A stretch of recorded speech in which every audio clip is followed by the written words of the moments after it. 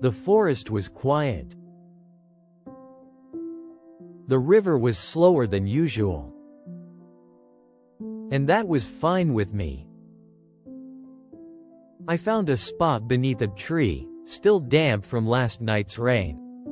The air smelled of moss, wood, and water. I didn't bring much. Just a line, a hook, and some patience. The bait was simple, a leftover worm I found beneath a log. I cast it gently into the current and let the river decide what happens next.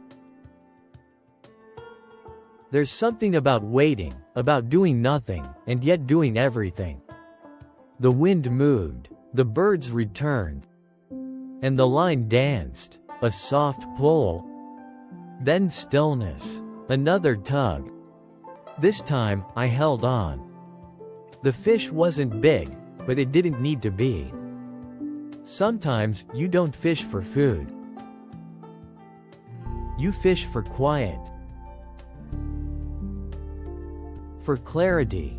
For presence. I let it go. And packed nothing but peace with me. If you like days like this, subscribe to BushBites for more calm from the wild. Next time, I'll show you how to cook what you catch, bushcraft style.